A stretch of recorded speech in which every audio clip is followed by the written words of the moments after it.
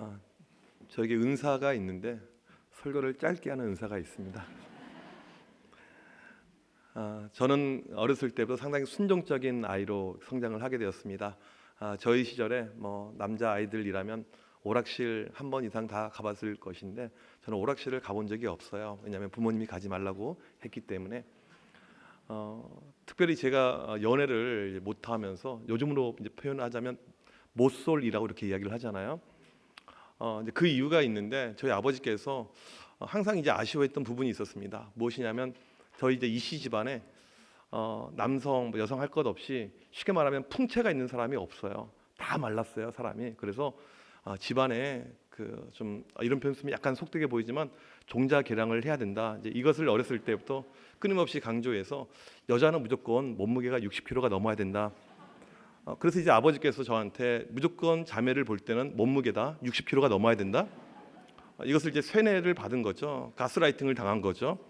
그래서 교회에서 자매를 보는데 저는 60kg가 그렇게 어려운 몸무게라는 걸 그때 처음 알게 되었습니다. 없는 거예요 자매들이요. 이제 그러다가 이제 나중에는 그게 약간 잘못된 그 의견이라는 생각을 알게 되어서 이제 지금의 제 아내, 아주 날씬한 아내를 만나게 되었습니다.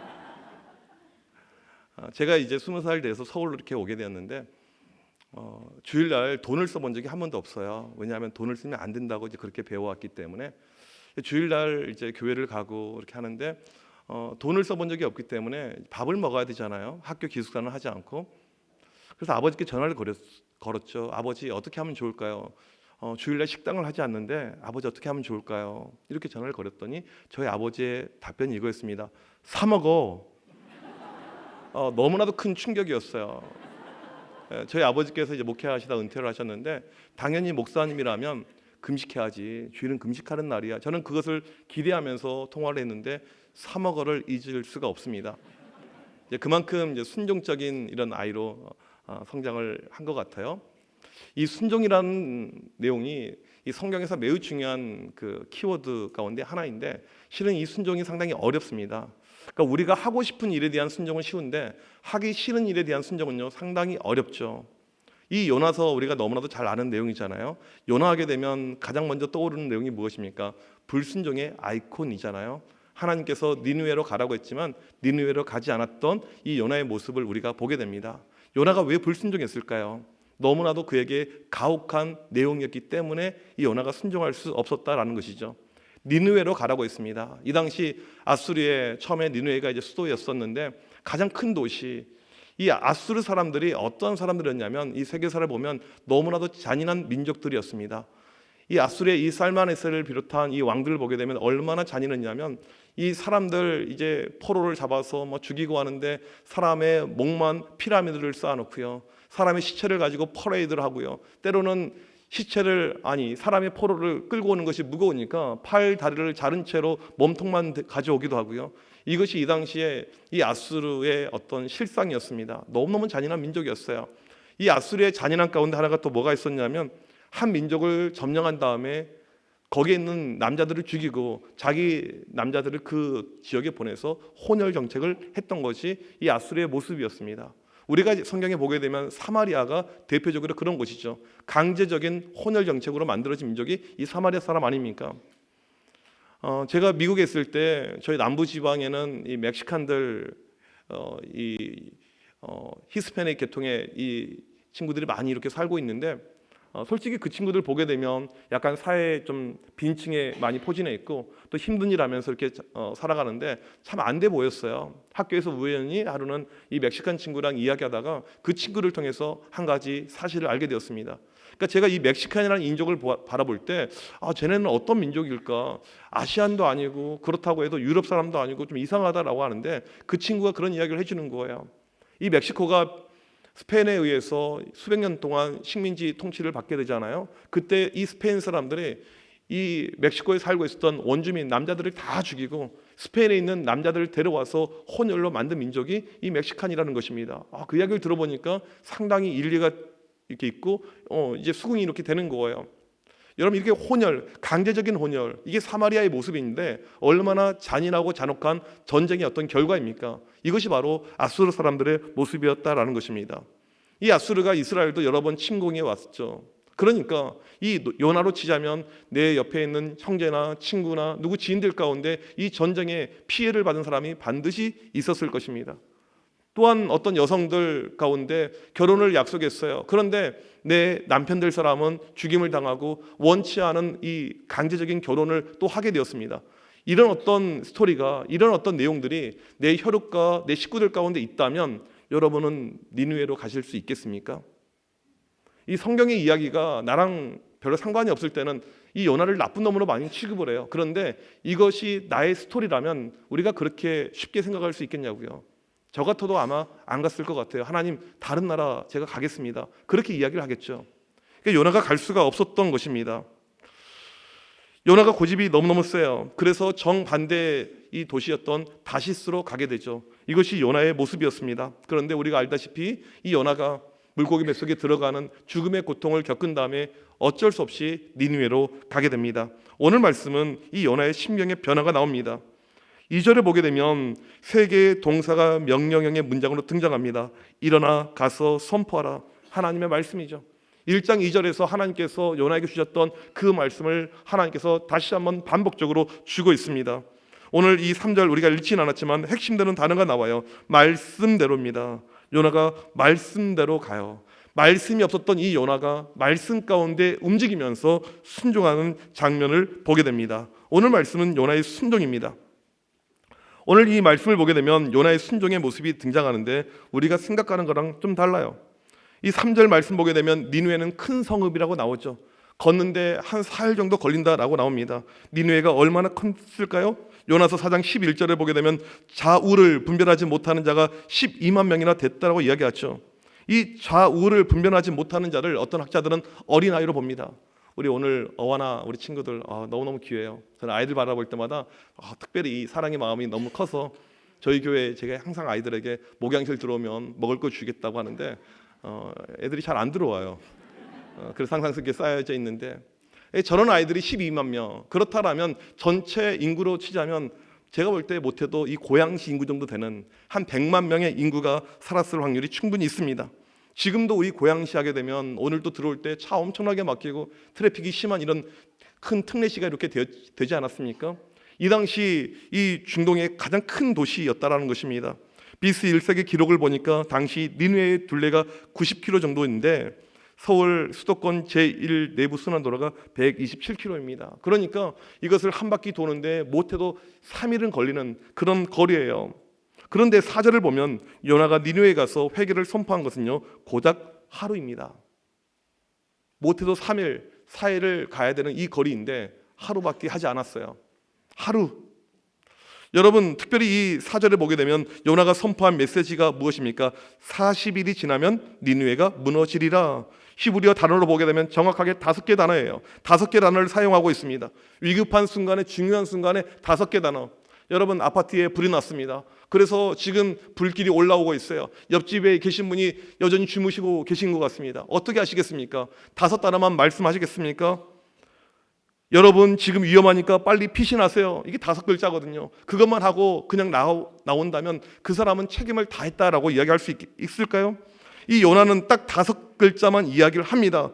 심지어 니느웨 사람들이여 죄를 지었으니까 회개하시오 이런 내용이 전혀 없어요. 무엇을 알 수 있을까요? 요나의 본심을 알 수 있습니다. 이 요나의 순종은요 지금 정말 마음에서 우러나오는 순종이 아니에요. 잘못하면 죽을 것 같으니까 억지로 하는 그런 순종이라는 것입니다. 그냥 억지로 하는 거예요. 제가 담임 목회로 부임하기 전에 2019년도에 부임을 하게 되었는데 23년 동안 청소년 사역을 해왔습니다. 제가 아이들 사역을 할 때 정말 중요하게 여기는 어떤 사역의 가치가 있었어요. 여러분 교회 아마 작년 교인들 다 하고 계실 텐데 제자훈련이 있잖아요. 아이들에게도 저는 동일하게 제자훈련을 시켰습니다. 저는 다른 것보다 이 아이들이 고등학교를 졸업하기 전에 성인이 되기 전에 신앙의 루틴을 잡는 것 이것을 목표로 삼았어요. 그래서 중학교 1학년 저희 부서 들어오게 되면 하루에 성경 4장씩 큐티 매일 하기, 그 다음에 매일 한 구절 암송하기, 매일 20분 기도하기를 시켰습니다. 여러분 이것이 쉬울까요? 어려울까요?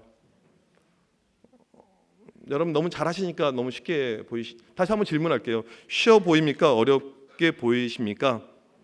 어려워요. 실은 어른들도 이것을 루틴 잡고 매일 하는 것이 쉽지가 않아요. 이걸 이제 시키면서 아이들을 영적으로 이제 강하게 강군을 만들어 가는데, 그래서 어떻게 부서를 운영을 하게 되었냐면 제자 훈련을 하고 있지 않은 아이는, 그러니까 이 제자 훈련이란 것이 그냥 단계로 끝나는 것이 아니고 중학교 1학년 입학하게 되면 고3 졸업할 때까지 계속해서 해야 돼요. 쉬지 않고. 끝나지 않는 교육이에요. 이걸 하지 않고 있는 아이들은 교회에서 어떠한 보직도 주지 않았어요. 이제 보직이라는 고상한 단어를 썼지만 이것이 뭐 찬양팀, 뭐 반주, 악기, 뭐 콰이어 어떠한 것도 시키지 않았어요. 하루는 어떤 아이가 교회에서 쓰레기를 줍고 있길래 물어봤어요. 너는 제자 훈련 받고 있니? 아니요. 네가 무슨 자격으로 쓰레기를 줍는데? 제가 막 화를 냈어요. 이제 그만큼 이 아이들 영적으로 훈련을 시키는 것을 강조하고 중요하게 여겼습니다. 아이들이 졸업한 다음에 이제 청년이 되었어요. 이제 허심탄회하게 이야기를 합니다. 목사님, 제가 드릴 이야기가 있는데요. 그래, 이야기해봐. 뭔데? 실은요, 그때 제가 큐티를 대충 했어요. 목사님, 큐티를 때로는 5초에 끝낸 적도 있었습니다. 목사님, 저는 성경을 4장 읽으라고 해서 10편만 계속해서 읽었습니다. 이런 아이들의 그 고해성사가 나오게 된 거예요. 제가 그때 느꼈던 것이 무엇이냐면, 그래, 그럴 수 있지. 이 청소년기에 이걸 하는 것 자체가 얼마나 귀합니까? 이 아이들의 부분들 가운데 보게 되면 억지로 하는 이런 아이들이 항상 이렇게 있었습니다. 이 요나가 그런 거예요. 내키지 않은 거예요. 억지로 하는 거죠. 하나님 명령 이번에도 어기게 되면 분명히 죽이실 것 같으니까 억지로 대충 하고 있습니다. 요나의 순종은요, 부족한 순종이고 온전하지 못한 순종입니다. 그렇다면 이 요나의 순종의 결과가 무엇이었는가? 이것이 오늘 말씀에서 중요하죠. 오늘 말씀 5절에 보게 되면 이 요나가 대충 전한 이야기를 들은 사람들의 반응이 나옵니다. 니느웨 사람들이 하나님을 믿고 금식을 선포하고 높고 낮은 자를 막론하고 굵은 베옷을 입은지라. 그렇게 악랄했던 사람들이 한순간에 회개를 하고 있어요. 여러분, 우리 하나님의 역사는요, 우리의 상상을 초월합니다. 우리의 예상과 기대를 뛰어넘는 것이 하나님의 일하심이죠. 요나는 전혀 예상하지 못했던 지금 이 그림이 만들어지고 있는 것입니다. 지금 요나의 메시지를 하나님의 말씀으로 믿고 사람들이 바로 금식을 합니다. 금식하고 베옷을 입잖아요. 이러한 행동은요, 아수르의 풍습이 아니에요. 누구의 풍습입니까? 히브리 사람들의 풍습입니다. 이스라엘 사람들의 풍습이에요. 자기들보다 훨씬 못하다라고 생각했던 그 민족들이 하고 있었던 그 풍습을 이들이 따라서 하고 있다라는 것입니다. 왜요? 그러지 않으면 안 될 것 같으니까. 이 소식이 왕에게까지 전달이 됩니다. 여러분, 고대 사회에 민심이 흉흉하잖아요. 그 다음에 흑세밈은 이런 어떤 사람들의 모습이 등장하게 되면 왕들은요, 이 사람들을 바로 처단해서 죽입니다. 이것이 일반적인 모습이에요. 지금 나라의 사정도 좋지 않은데 이상한 사람이 이방에서 와가지고 지금 이상한 이야기를 하고 있었을 때 당연히 죽여야 되는데 어떤 일이 발생합니까? 바로 이 왕이 회개를 합니다. 왕이 회개를 해요. 원래 이 아수르의 왕은 정말 잔인한 왕이었는데 왕이 뜬금없이 회개를 하고 있습니다. 학자들은 오늘 본문의 내용을 니느웨의 부흥 운동이라고 이야기를 합니다. 이방 땅에 일어난 최초의 부흥 운동, 성경에 등장하는 이방 땅의 넘버원, 이 부흥 운동을 니느웨 부흥 운동이라고 이야기하게 됩니다. 이 땅에 놀라운 부흥의 역사가 일어나게 되었어요. 이런 모습은요, 요나로서는 감히 상상하지 못했던 그런 모습이죠. 왜요? 억지로 순종했어요. 정말 작게 순종했습니다. 그런데 하나님의 응답은요, 크게 나타났다는 것입니다. 역사적으로 이 사건을 다시 한번 고증해 볼 때 어떠한 일이 있었는가, 성경에서 말해주고 있지 않은 내용들을 여러 가지 고고학과 여러 가지 자료를 통해서 한번 검증해 보면 이런 일이 있었다라는 것입니다. 요나가 니느웨 갔던 시기가 대략적으로 BC 760년경이라고 이야기합니다. 이때 니느웨가 아수르의 수도였는데 이 아수르가 세계의 패권 주자였어요. 가장 강력한 나라였는데 나라의 힘이 계속 기울어집니다. 국력이 약해지는 거예요. 국력이 약해지니까 민심이 흉흉하죠. 이 고대 나라가 없어지고 세워지는 것은요, 그건 순식간에 일어났던 일이거든요. 나라가 계속 약해지는데 어떠한 일이 발생하냐면 홍수가 일어나게 됩니다. 요나가 니느웨 방문하기 약 3년 전쯤에 엄청난 홍수가 일어나게 돼요. 많은 사람들이 죽게 됩니다.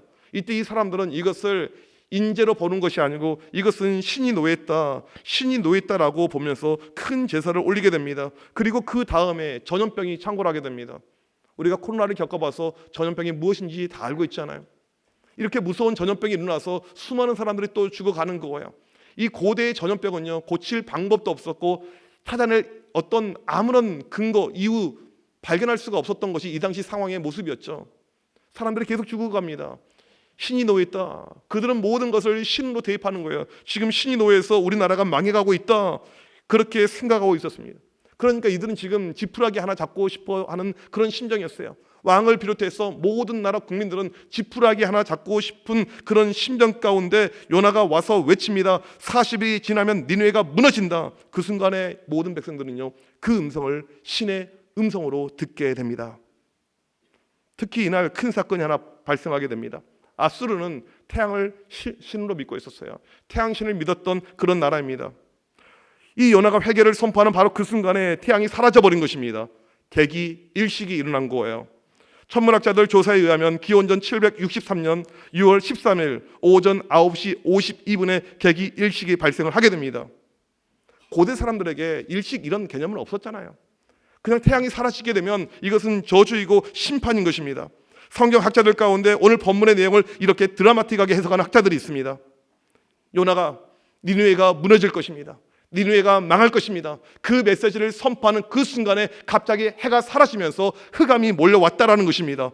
자기들이 믿었던 신이 사라지니까 엄청난 공포가 찾아온 것입니다. 그러니까 백성들이 울면서 회개하면서 이 보고가 왕위까지 들어가고 왕도 회개하고 자복하는 역사가 나타났다는 사실이죠. 여러분 놀랍지 않습니까? 하나님의 일하심을 보게 되면요, 우리의 상상을 초월하십니다. 지푸라기라도 잡고 싶었던 그 심정들 가운데 요나의 메시지가 들어가게 되었고 이들이 하나님께 돌아오게 됩니다. 그래서 오늘 말씀 9절에 보게 되면 하나님이 뜻을 돌이키시고 하나님께서 마음을 바꾸십니다. 원래는 멸망하기로 했는데, 원래는 쓸어버리기로 했는데 그들을 향한 이 재앙을 취소시킨 그 내용을 보게 됩니다. 이것이 바로 하나님의 일하심이죠. 하나님의 일하심을 보게 되면요, 늘 공식이 있습니다. 한 가지 원칙이 있어요. 모든 것은 하나님이 다 준비해 놓으셨어요. 여러분, 우리 하나님은요, 우리 사람을 만든 다음에 우리를 이 로봇처럼 만들지 않으셨어요. 하나님은 우리와 함께 일하기를 원하시는 거예요. 하나님이 강권적으로 역사하실 수가 있지만 이런 에베네셀 기도회가 왜 중요하냐면 우리로 하여금 기도를 요청하시는 거죠. 그 순간에 역사하신 줄 믿습니다. 하나님은 영혼들을 누구나 구원하실 수가 있어요. 구원시킬 준비를 하고 있지만 우리로 하여금 전도에 미련한 것을 동원을 시킵니다. 그 순간에 하나님께서 일을 하시는 것이죠. 모든 것을 준비해 놓은 다음에 우리로 하여금 하나님께서 마지막 요구하는 것이 있습니다. 그것이 바로 순종이라는 것이죠. 하나님은 지금 딱 한 가지 기다리고 있었어요. 순종의 때. 요나가 억지로든 그냥 신용이든지 순종할 때만 기다리고 있었어요. 역사는 하나님이 하고 계시고 하나님의 절대 주권 가운데 있는데 요나의 딱 한 가지 모습을 기다리고 있었고 그 순간에 하나님께서 기다렸다는 듯이 놀라운 역사를 내렸다라는 사실입니다. 여러분, 순종은요 결국 쉬운 것이 아닙니다. 인류의 죄가 어떻게 들어왔습니까? 불순종 때문에 들어오게 되었습니다. 아담과 하와가 불순종하면서 죄가 들어왔어요. 순종이 얼마나 어려우면 순종이 제사보다 낫다라고 그렇게 이야기를 하지 않겠습니까? 순종은 쉬운 것이 아니에요. 제가 미국에서 유학을 하고 이제 공부가 끝나고 한 35살쯤에 이제 한국에 들어오게 되었습니다. 보통 이제 미국에서 학위를 받게 되면 박사 학위까지 다 끝나게 되면 보통 많이 교수를 이렇게 하게 되죠. 공부가 끝나갈 때쯤에 제 앞길을 놓고 고민이 되었어요. 내가 무엇을 해야 될까? 목사가 참 멋있는데 그 당시 보니까 교수가 훨씬 더 멋있어 보이더라고요. 그래서 이왕이면 좀 폼나게 교수하는 것이 낫지 않을까 해서 이제 학교 교수를 어플라이 하려고 이제 준비를 이렇게 하고 있었습니다. 그리고 이제 기도하고 있었어요. 계속해서 기도하고 이제 졸업식은 가까이 오고 저는 졸업이 끝나면 무조건 한국 들어오기로 지금 그렇게 계획이 되어져 있었는데 마음 가운데 계속 불편함이 찾아와요. 어떠한 불편함? 제가 살면서 제가 몇 살 때 주의 종이 되기로 헌신했는지 기억은 나지 않지만 상당히 이른 나이에요. 한 7살 그 전이 될 것 같아요. 정말 어린 나이에 주의 종이 되겠습니다라고 결단했는데 한 번도 제가 교수 되겠다라고 하나님께 기도한 적이 없어요. 목사 되겠다라고 내가 그동안에 준비하고 왔었지 교수 되겠다라고 한 적이 없어요. 생각해 보니까 그래, 내가 목회를 한다고 하나님께 이야기했지 교수는 한 적이 없지. 그러니까 이게 답이 쉬워지는 거예요. 그리고 쓰고 있었던 원서를 다 이제 없애고 이제 목회를 하도록 제가 이제 순종의 길을 가게 된 것입니다. 그래서 하나님께서 부르시면 앞뒤 가리지 않고 무조건 부르심에 순종하면서 가자. 이것이 목사들이 해야 될 일이 아닐까, 이런 마음을 가지고 이제 마음을 먹게 되었습니다. 그리고는 제가 어디로 가게 되냐면 이 청소년 사역에 대한 비전이 있고 열정이 있고 그런 마음이 있어서 이 전라북도 군산이라는 작은 도시로 가게 됩니다. 얼마나 이 도시가, 이런 표현 쓰면 좀 거기 출신 분들에게 죄송하지만 허접했냐면요, 수벅이 하나도 없어요. 제가 미국에서 유학할 때 제 아내랑 같이 공부했는데 우리는 스타벅스 가서 거기서 커피 한 잔 시켜놓고 하루 종일 거기서 노트북으로 공부하고 이랬던 것이 우리 어떤 삶의 소소한 낙이었는데 수벅이 없어요. 너무나도 큰 충격이었습니다. 물론 하나님께서 제가 가는 길을 복 주셔가지고 나올 때는 5개를 만들어 주셨어요. 가서 청소년 사역을 하게 되었습니다. 사역을 열심히 최선을 다해서 사역을 했어요. 아이들을 너무너무 좋아해서 매일 아이들을 만나고 신방하면서 하나님께서 나에게 주신 이 사역에 본분을 다해서 사역을 하게 되었습니다. 처음에 가서 이제 사례비를 받는데 제가 기억이 나요. 그때 처음 받았던 사례비가 190만 원을 받았어요. 근데 미국에서 이제 돈을 다 쓰고 왔으니까 아무것도 가진 것이 없어요. 그 돈 가지고 무슨 뭐 집 월세 내고 이것저것 내니까 우리 세 식구가 한 달 살 수 있는 생활비가 60만 원이었어요. 여러분 60만 원 가지고 세 식구가 살 수 있습니까? 없습니까? 있어요, 없어요? 왜 못 살아요? 살 수 있어요. 거지처럼 살면 됩니다. 근데 저한테 어려운 것은 무엇이었냐면 아이들을 만나면, 우리 오늘 아이들 참 어와나 너무나도 귀한 우리 친구들인데 아이들을 만나면 뭘 사줘야 되거든요. 아이들 신방은요 다른 것이 아니고 뭘 사주는 것이 신방이에요. 그런데 이 아이들에게 뭘 사줄 수가 없으니까 참 이 마음이 미안하더라고요. 그러다가 하루는 어느 교회에 헌신 예배를 하러 갔는데 제 평생에서 잊을 수 없는 헌신 예배였어요. 설교를 완전히 죽을 쓰고 왔어요. 그래서 잊을 수가 없는 거예요. 근데 그때 무엇이 기억이 나냐면 강사비를 받았어요. 근데 그 강사비를 받는 순간에 누가 떠올랐냐면 저희 교회 학생들이 떠올랐습니다. 그리고 이걸 아이들에게 사줬어요. 근데 그 순간에 저도 모르게 기도가 나오더라고요. 하나님, 만약에 저에게 물질을 주신다면 아이들을 위해서 쓰겠습니다. 그렇게 기도를 했는데 한 3, 4년 지났는데 제가 눈을 떠봤더니 저도 모르게 전국을 돌고 있는 일타 강사가 되어져 있더라고요. 주로 이 교사들 세미나가 토요일 날 많이 있는데 토요일 날 세미나 끝나면서 교회로 들어오면서 전화를 해요. 교회 아이들 몇 명 있냐고. 아이들이 워낙 많았던 교회니까 애들이 몇십 명씩 교회에 남아 있어요. 들어오면서 피자 20판, 치킨 20마리 항상 사가지고 이렇게 들어오는 거예요. 여러분 이 섬김의 어떤 기쁨은요 말로 표현할 수가 없게 됩니다. 열심히 사역하니까 계속 부흥이 돼요. 이 소문이 나게 됩니다. 그런 가운데 많은 교회에서 러브콜이 온 거예요. 쉽게 말하면 목사님들이 그래요. 왜 그런 시골에 있냐고. 목사님 시골 아니에요. 스타벅스가 5개가 생겼어요. 서울의 기준에서는 서울이 아니면 다 시골이잖아요. 큰 도시에서 사역을 해야지 왜 그런 데 있냐고 저한테 자꾸 그런 이야기를 하는 거예요. 그래서 이제 러브콜을 받는데 정말 저희 교단에서 안 받아본 대형 교회는 없는 것 같아요. 다 오라고 그랬어요. 근데 제 안에 어떤 마음이 들었냐면 내가 교회 사이즈 때문에 사역지를 옮겨가는 거, 어떤 목사가 페이 때문에 교회를 옮겨가는 거, 이게 과연 합당한 길인가, 합당한 모습인가, 그런 생각이 이렇게 제 안에 문득 찾아오더라고요. 그리고 하나님의 어떤 사인이 나에게 오기 전까지는 내가 이 아이들을 끝까지 품고 가는 것, 이것이 내가 해야 될 본분이다라는 생각이 들었습니다. 청소년 사역을 계속해서 하는 가운데 특별히 이제 사역을 깊이 하다 보니까 깊숙이 들어가다 보니까 일진들이 보이는 거예요. 여러분 이 시대에 청소년 사역이 힘들고 청소년 부흥이 사라져 버리고 있는데 왜 그러냐면요, 일진이 교회에 없어서 그래요. 제가 좋아하는 찬양이 있습니다. 이 땅의 부흥과 회복은 일진부터 시작되리. 일진들을 만나기 시작했어요. 여러분 일진들은요 처음에는 조금 우리가 두렵고 좀 이렇게 무서워할 수가 있지만 생각보다 나쁜 애들이 아니에요. 혼자 교회에 오지 않습니다. 한 명을 전도하면요 10명을 전도할 수 있는 효과를 얻게 돼요. 한 번은 저희 중학교 일진 학교 유명한 일장인데 싸움 잘하는 애인데 애를 전도했더니 애가 친구들 20명을 데려왔어요. 동근아 어떻게 전도했니? 목사님 한마디 했습니다. 뭐라고? 안 나오면 뒤져. 저는 전도가 그렇게 쉬운 건지를 처음 알게 되었어요. 이 교회 목사가 이제 일진을 좋아하니까 일진들이 계속해서 교회 오게 돼요. 일진들이 넘쳐나게 되는 것이죠. 각 학년마다 일진들이 다 있습니다.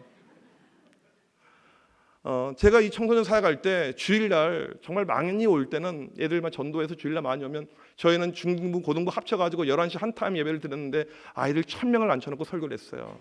엄청나게 하나님께서 애들을 계속해서 보내주시는 거예요. 근데 그 중에 일진들이 상당히 많이 있었어요. 일진은 믿음은 없지만 의리가 있는 애들이에요. 중학교 3학년 일진들이 12명이 있는데 그 중에 한 녀석이 교회를 안 나와요. 여러분 12라는 숫자는요 완전 수잖아요. 구약의 12지파, 신약의 12사도. 근데 한 녀석이 교회를 안 나오고 있는 것은요 가룟 유다가 되어가고 있다는 증거거든요. 교회 좀 오라고 했더니 얘가 주일날 아침에 저한테 쌍욕을 날리는 문자 메시지를 보냈어요. 제가 이것을 이제 SNS에 올렸어요. 예. 그리고 이제 애들이 저한테 그래요. 목사님 걔 묻어버릴까요? 죽여버릴까요? 제가 딱 한마디 했어요. 내가 애를 묻고 죽이면 애가 변화될까?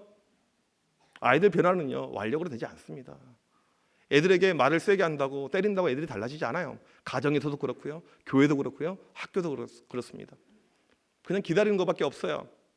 그렇게 한 6개월 기다렸더니 여름 수련회 때 아이들이 롤링페이퍼를 써냈는데 그때 저한테 욕을 했던 아이가 썼던 롤링페이퍼의 내용이 기억이 납니다. 지금까지 저는 목사님께 무례한 행동을 많이 했지만 목사님께서 제게 다 좋아질 거야 등등 저에게 좋은 말만 해주셨습니다. 이번 여름 수련회 때 준원이 형한테 이야기를 들었습니다. 제가 저번에 목사님에게 심한 욕을 했을 때 준원이 형이 저를 엄청 많이 혼내려다가 목사님께서 준원이 형에게 준원아 내가 성수를 제자로 키울 것이다 라는 말을 했다고 들었습니다. 목사님 많이 죄송하고 존경스럽습니다. 저도 잘 커서 목사님의 진정한 제자가 되겠습니다. 여러분 영혼은요 네, 영혼은 목사가 만지는 것이 아니고 하나님이 만지시는 것이죠. 하나님의 때가 이렇게 있는 것이죠. 이제 이런 어떤 역사들을 계속해서 체험하는 가운데 얼마나 기뻐요. 사역이 즐겁고 행복한 것이잖아요. 계속 러브콜은 계속해서 들어왔어요. 다 거절하고 그냥 묵묵히 하나님께서 부르셨던 그 부르심에 순종하면서 그 목회의 길을 계속해서 가다가 2019년 12월 달에 지금 제가 있는 청암교회 담임 목사로 부임을 하게 되었습니다. 부임해서 보니까 제가 생각했던 교회가 아니에요. 이게 무슨 뜻이냐면 제가 와서 보니까 저희 교회 100세가 넘으신 분이 6분, 106세, 104세, 103세 아직도 기억이 나요. 99세는 분당에서 매주 교회를 차로 오세요. 그러니까 교회가 어떤 교회냐면 무드살라와 같은 교회. 실제로 교회 조직 가운데 무드살라가 있었어요. 웬만하면 절대 돌아가시지 않으세요. 네. 어느 정도냐면 제가 부임한 지 일주일 만에 강남 성모병원에 이제 권사님이 계신다고 임종 기도를 해달라고 해서 기도를 했거든요. 권사님 이 영혼을 중환자실에서 하나님 받아 주옵소서 막 기도했더니 권사님 막 움직이기 시작하는 거예요. 원래는 미동이 없었던 분이었는데 이제 내일 돌아가신다고 했거든요. 그래서 하나님 이 영혼을 받아 주시고 하는데 막 움직이세요. 그리고 한 달을 더 사셨어요. 이게 교회 안에 흐르고 있는 어떤 이제 DNA 같아요. 웬만하면 돌아가시지 않는 교회. 60대 이상의 교인들이 절대 다수였던 교회였습니다. 그러니까 이 교회에 하게 되면 약간 좀 숨이 약간 막히는 이런 어떤 그림. 저희 본당에 레드카펫이 쫙 깔려 있는데 주일날 담임 목사가 걸어서 올라오게 되면 나머지 10분의 장로님이 걸어서 올라오고 마지막에 찬양대가 걸어서 올라오면 제가 땡 치면 예배가 시작하는 그런 어떤 클래식한 교회였어요. 저희 교회에 하나님께서 저를 보내주셨는데 이제 순종하면서 있어야지 어디 도망치거나 딴 데로 가면 안 되잖아요. 이걸 목회를 어떻게 해야 될 것인가 참 난감하고 답답했어요. 근데 제가 또 목회 사역이 시작되자마자 코로나가 하나님께서 또 저에게 선물로 주셔서 목회를 뭘 할 수가 없었어요. 저는 제가 부임해서 열심히 기도하고 열심히 사역하고 열심히 전도하면 교인들이 팍팍팍 늘고 젊은 교인들이 벌떼처럼 올 줄 알았는데 젊은 교회는 고사하고 코로나로 계속 거리두기만 하게 되었습니다. 이 서울의 어떤 지형적인 특징으로 보게 되면 이 서울이 가지고 있는 장점은 이 젊은 사람들이 지방에서 많이 올라옵니다. 대학교, 직장인들. 서울에 가장 많은 나이가 몇 살이냐면 만 30세가 가장 많아요.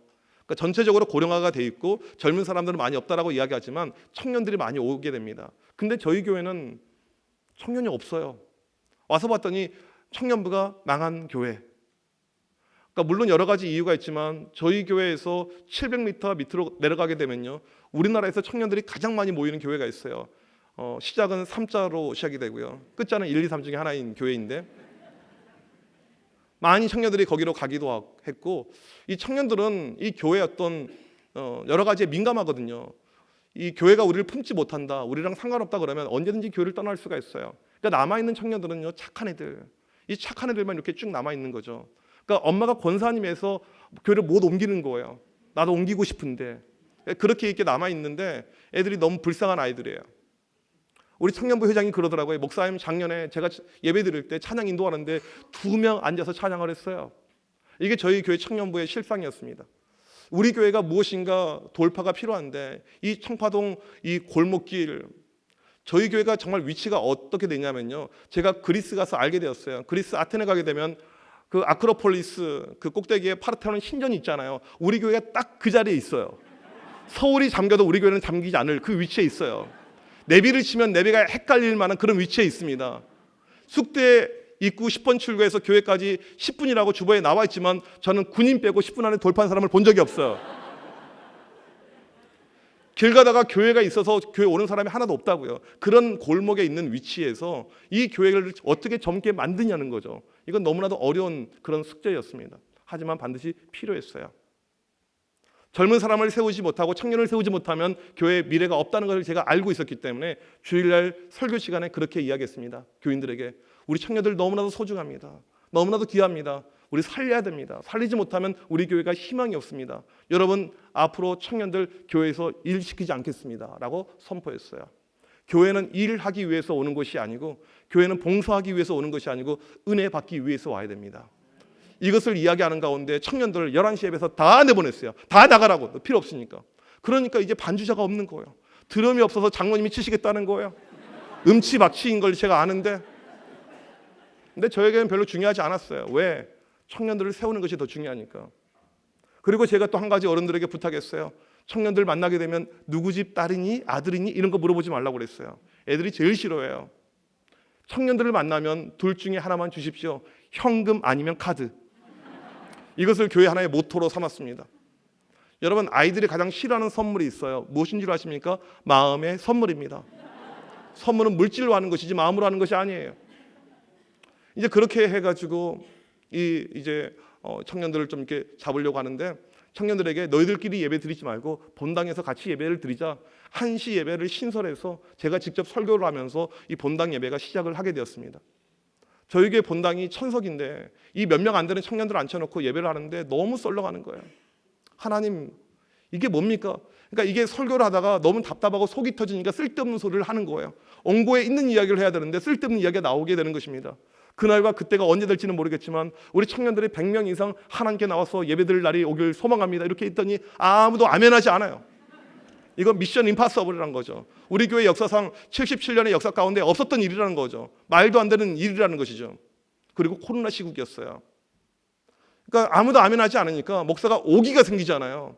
만약에 100명이 넘어가는 그 순간이 된다면 내가 전체에게 아웃백을 쏘겠습니다. 무리수를 던진 거예요. 코로나 때였으니까요. 근데 제가 그 순간에 한 가지 놓치고 있었던 것이 있었습니다. 그것이 무엇이었냐면 우리 하나님은 전능하신 분이라는 거. 여러분, 전능하신 하나님이 얼마나 무서운 줄 아세요? 코로나가 끝나지 않았어요. 여전히 코로나 3년차 코로나 시국이었는데 그 설교가 끝나고 정확하게 2년 만에 청년들이 100명을 돌파하게 됩니다.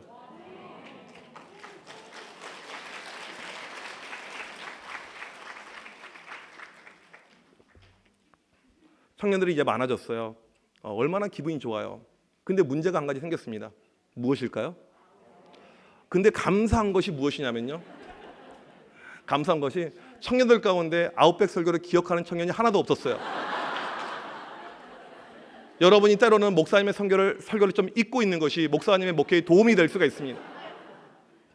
근데 저도 잊고 있었어요. 그런데 성령님께서 기억하게 하시더라고요. 성령님은 기억하게 하시는 영입니다. 집에 가는데 세 글자 단어가 들려와요. 아웃백. 그리고 우리 청년부 목사님에게 아웃백 예약을 잡으라고 했는데 어디에도 이 100명 이상 예약이 되는 아웃백이 없어요. 다른 뭐 식당들 뷔페들 다 알아봤지만 다 되지 않아요. 여러분, 이런 현상을 신학적으로 뭐라고 한 줄 아십니까? 여호와 이레. 가선 탕진할 뻔했는데 하나님께서 막아주셨어요. 제가 목회에서 정말 중요하게 생각하는 것 중에 하나는 목사는 뱉은 말을 무조건 지켜야 된다. 그렇게 살아가는 것이다 라고 저는 그것을 정말 중요시 여겨요. 지켜야 되잖아요. 식당은 안 되지만 저희 교회는 코로나 이후에 교회 시스템을 바꿔서 교인들이 워낙 멀리서 오기 때문에 다들 주일날 한 타임밖에 오지 못하기 때문에 주일날 소그룹을 해요. 주일날 목장들 모임을 다 진행합니다. 그래서 교회 식당을 없앴어요. 주일날 밥을 하지 않아요. 그런데 무엇을 하게 됐냐면 청년들을 위해서 그날만 출장 뷔페를 불렀습니다. 그리고 청년들에게 밥을 사줬어요. 밥을 이렇게 대접했어요. 청년들이 너무너무 기뻐하죠. 청년들이 부흥하지 않을 수가 없게 되는 것이죠. 청년들이 지금도 매주 새로 오고 있습니다. 계속해서 부흥하고 있어요. 작년부터는 이 청년들 여름 수련회를 없애버렸어요.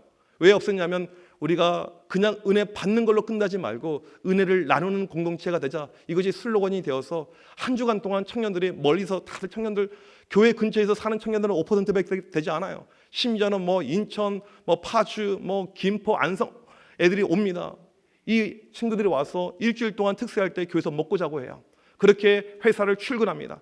그런 다음에 애들이 선교로 가요. 작년에만 선교지로 80명이 나갔습니다. 올해 100명의 청년들이 나갈 준비를 하고 있어요. 우리는 나가는 선교사가 되자, 이런 비전을 가지고. 이런 어떤 그림을 쭉 지켜봤었을 때 하나님의 어떤 일하심이 어떻게 진행이 됐는가, 이게 순종할 때더라고요. 하나님이 우리 가운데 기다리고 원하고 있는 것은요, 순종인데 너무 근사한 순종 아니에요. 부름받아 나선 이 몸 어디든지 가오리다, 그렇게까지 이야기하지 않더라도 그냥 억지로라도 작기라도 했었을 때 그 순종의 열매가 반드시 있는 것을 믿으시길 바랍니다. 제가 작년에 저희 교회 청년부, 저는 청년들 바라볼 때마다 너무너무 기뻐요. 행복해요. 이 친구들이 너무너무 순종을 잘해가지고 제가 항상 그렇게 이야기하거든요. 연애는 밖에서 하지 말고 교회에서 하라고. 태국 치앙마이로 겨울 단기 선교를 떠났는데 22명의 청년들이 떠났어요. 나중에 알고 봤더니 14명이 커플이었어요. 교회 안에 커플들이 계속해서 만들어지는데 올해만 저한테 올해죠. 올해 2025년 목사님 결혼하니까 주례해 주세요. 벌써 8커플. 이 교회가 이제 연회당이 되어가지고 이제 신혼부부들이 만들어지면서 이제 다시 한번 주일학교가 만들어지는 그런 젊은 교회로 가고 있죠. 제가 작년에 이제 봤던 그림이 무엇이냐면 그냥 우연찮게 하나님의 일하심에 대해서 생각을 해봤어요. 제가 군산에서 9년 동안 했어요. 저는 군산에 혈연, 지연 아무도 없습니다. 제 삶과 아무런 연고도 없고 수박 하나도 없었던 그런 황무지와 같은 곳에 9년을 있었어요. 왜? 하나님이 있으라고 하니까. 그냥 말씀에 순종하면서 큰 교회로, 더 좋은 교회로 점프할 수 있는 기회가 얼마든지 있었지만 가지 않았어요. 그냥 있었어요. 근데 제가 작년에 무엇을 느꼈냐면 무신교를 보니까 우리 회장이 누구냐면 그때 제가 가르쳤던 학생이 회장 돼서 서울로 취업해서 올라와서 우리 교회에 섬기고 있는 거예요. 총무를 보니까 애는 고등학교 1학년 때 처음 전도해서 교회에 나왔던 아이예요. 부모님이 아무도 믿지 않은 환경에서 애는요, 제가 알죠. 공부 정말 못했던 아이. 서울로 올라올 수가 없는 아이예요. 근데 서울에서 지금 너무너무 잘 살고 있어요. 그리고 교회에서 열심히 섬기고 있는 거예요. 아, 그때 순종했던 그 열매가 지금 이렇게 여러 가지 모습을 통해서 나타나고 있구나, 이런 생각을 하게 되었습니다. 여러분, 하나님의 역사하심을 체험하길 원하십니까? 하나님께서 여러분의 가정과 여러분의 직장과 삶의 바운더리 가운데 강력하게 일하길 원하십니까? 하나님 모든 준비 다 되어 있어요. 모든 것을 스탠바이 하고 계십니다. 마지막 한 가지 기다리고 있어요. 무엇? 우리의 순종의 모습. 내가 어려운 순종, 힘든 순종 그거 못할지라도 하나님 작게라도 순종하겠습니다. 전에 내가 하나님과 했던 약속이 있는데 그 못 지켰던 거 이번 에베네스를 이 기도회를 통해서 이 시간을 통해서 내가 작게라도 순종하겠습니다. 그때 하나님께서 역사하실 줄 믿습니다. 신약의 예수님의 대표적인 그 기적의 사건 가운데 오병이어 있잖아요. 그때 예수님께서 뭐라고 말씀하십니까? 너희가 주라고 해요. 너희가 준비하라고 이야기합니다. 오병이어의 이 런치박스 도시락은요, 하늘에서 떨어지지 않고 한 아이에서 나오게 됩니다. 그 아이가 누군가가 한 명이 헌신했었을 때 작은 순종을 통해서 놀라운 기적의 역사가 나타난 것을 알 수가 있는 것입니다. 오늘 이 밤에 하나님께서 우리에게 요구하시는 것은요, 작은 순종이에요. 때로는 어려워요. 내 마음이 여전히 내키지 않습니다. 하지만 하나님께서는요, 그 작은 마음을 기다리고 계십니다. 오늘 이 밤 다시 한번 우리 가운데 결단으로 나가서 하나님, 제가 순종하겠습니다. 제가 순종하겠습니다. 그 믿음으로 나갈 때 하나님의 놀라운 일하심의 역사가 우리 가운데 충만할 줄 믿습니다. 우리 시간 합심하여 한번 기도하기를 원합니다. 우리 시간 다 같이 기도하실 때 여러분, 큰 순종 못해도 상관없습니다. 작은 거, 정말 미약한 거 상관없어요. 그냥 작지만 하나님, 내가 이번 기회에 작지만 순종하는 마음을 가지고 하나님께 나아가길 원합니다. 하나님, 순종하고 나아갈 때 하나님의 놀라운 응답의 역사가 우리 가정 가운데 이루어지게 하여 주옵소서. 하나님, 순종하며 나아갈 때 이 역사가 우리 자녀들 가운데 이루어지게 하여 주옵소서. 하나님, 순종하고 나아갈 때 이런 역사가 우리 교회 가운데 이루어지게 하여 주옵소서. 순종하는 놀라운 믿음의 결단들 내 심령 가운데, 내 마음 가운데 주여 허락하여 주시옵소서. 우리 시간 이 기도 제목 가지고 주여 한번 외치고 합심하여 간절히 기도합니다. 주여!